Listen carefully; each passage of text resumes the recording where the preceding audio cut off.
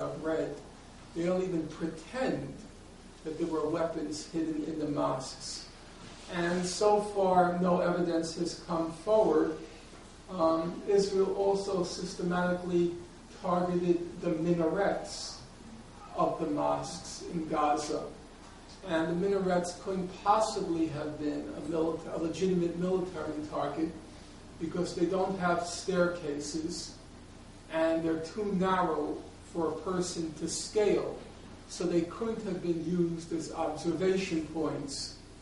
And the Dugard Commission, headed by the very smart and very decent South African jurist John Dugard, his commission concluded that the mosques, and more particularly the minarets, had been targeted on the grounds that they symbolized Islam. Now, a lot was said in defense of Israeli actions, and it continues to be said, that Hamas used civilians as human shields. And all the human rights reports were very careful to investigate that charge.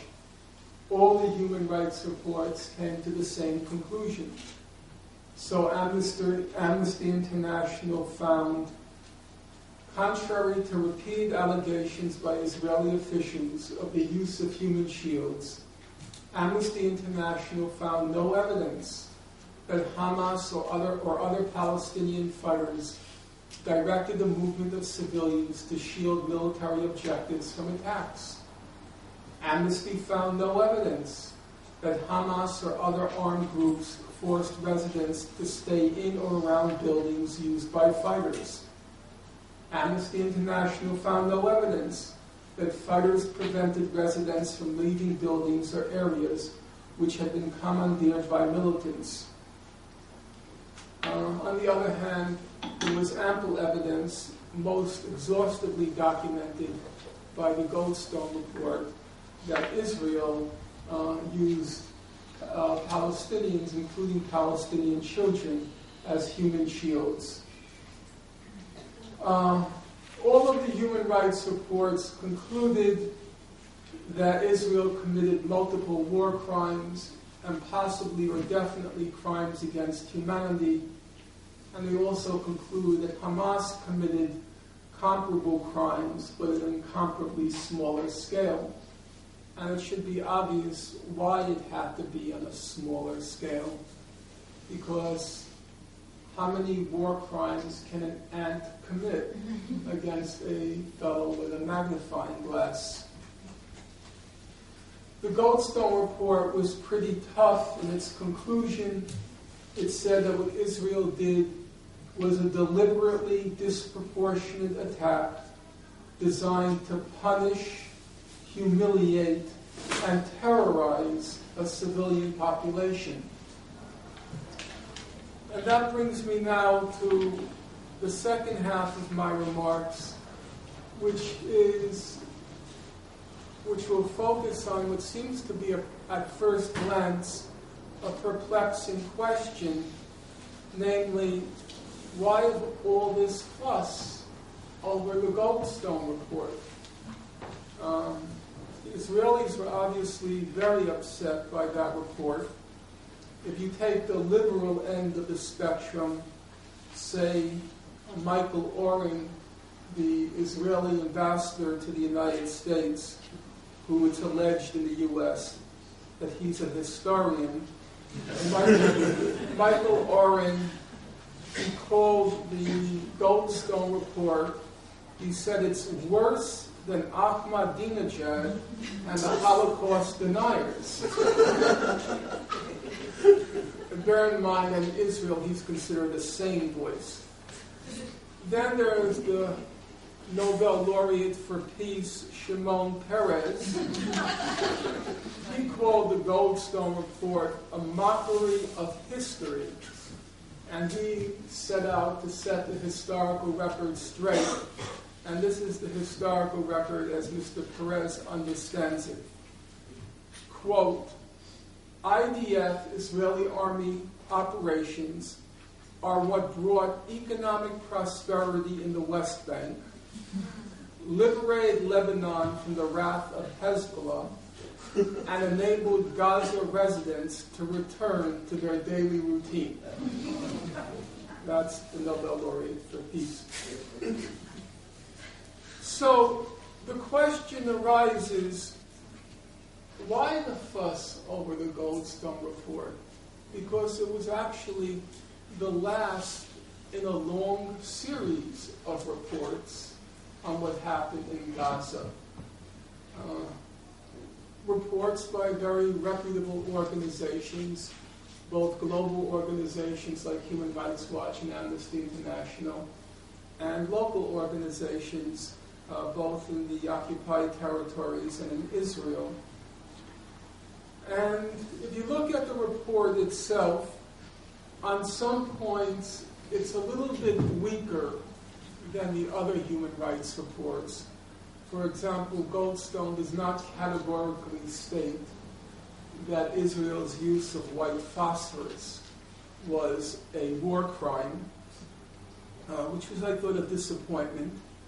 On the other hand, there were aspects of the Goldstone report which were really quite impressive. First of all, contrary to what I think most people think, a large part of the report was given over to attacking the whole occupation. It wasn't just devoted to Gaza. There were large sections which focused on not only the occupation, but also Israel's treatment of Palestinian citizens of Israel, which he calls discriminatory. And he even has two references, amazingly enough. There are two references in the report to the Palestinian right of return. But that's not, in my opinion, the main reason the report evoked such a hysteria in Israel. The main reason, it seems fairly clear, is who was the messenger. Mr. Goldstone, apart from being a renowned international jurist, he chaired significant investigations in South Africa and then was the chief prosecutor for the war crimes tribunals on Rwanda and Yugoslavia. But apart from his professional reputation, there is the personal aspect to Mr. Goldstone.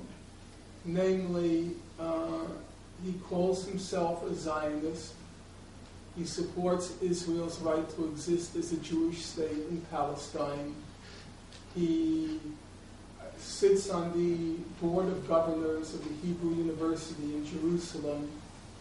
He received an honorary degree from the Hebrew University in Jerusalem. He says he's worked his entire adult life, has been devoted to work for Israel. His mother was an activist in the Zionist movement. His daughter made Aliyah to Israel. And so Goldstone was, as the Israeli columnist Gideon Levy put it, he was propaganda-proof, which is to say that for the past several decades, Israel has honed two main weapons in order to discredit and silence criticism of Israel. Number one, to claim that the critic is an anti-Semite, or in the case of a Jew, a self-hating Jew, or to claim that the critic is a Holocaust denier. But then comes along this fellow named Mr. Goldstone, and he just doesn't have the profile, or credibly, he doesn't have the profile of being an anti-Semite. He says he's a Zionist, and he says he loves Israel. And he doesn't seem to be a self-hating Jew. And he says that he began his whole career in international law because of the Nazi Holocaust, that was his main inspiration. So that doesn't sound like a Holocaust denier. And now Israel has a real problem on their hands. If he's not an anti-Semite, and he's not a self-hating Jew, and he's not a Holocaust denier, and he's not a dupe and he's not a fool, then the only way to account for what he wrote in that report, the only possible conclusion is he wrote what he wrote because it was true. And for Israel, that was a complete catastrophe, a disaster for them, and to this day it's proven very difficult for them to undermine the credibility of his report. Because for the first time, really, Israel has been forced to confront the facts. They can't they can't character assassinate the messenger, and so now they're forced to look at the message. And it's very difficult to undermine the content of that message. The second significant aspect of the Goldstone report is that Goldstone himself is a kind of quintessential Jew. He's a liberal in his sensibilities. He's a lawyer by profession. He believes, as he says, in international law, international institutions. And so he's kind of your typical Jewish supporter of Israel, because Jews themselves are overwhelmingly liberal in their political inclinations. And you saw it very clearly in the results of the last election. It was 78% of Jews voted for Barack Obama. From the electorate as a whole, it was 53%. So Jews were 25 points greater than the electorate as a whole. Among whites, the white electorate, it was 43% for Obama. And so Jews were 35 points higher than whites in general. Among Hispanics, it was 67% for Obama. So Jews were 11 points higher than Hispanics. And if you factor in socioeconomic status, then the Jewish vote is totally, so to speak, out of whack, with which one would expect. The only group, religious or ethnic, the only group that voted in greater numbers for Barack Obama were African Americans, where it was about 95%. Jews are overwhelmingly liberal.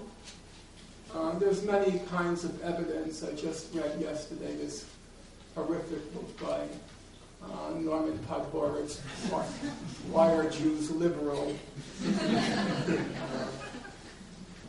When you read Norman Podhoretz, the real question is, why is this man writing books? He's a complete imbecile. But he goes through all the data.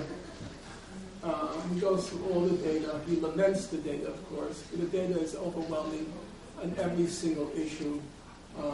Jews are to the very far extreme of the liberal spectrum.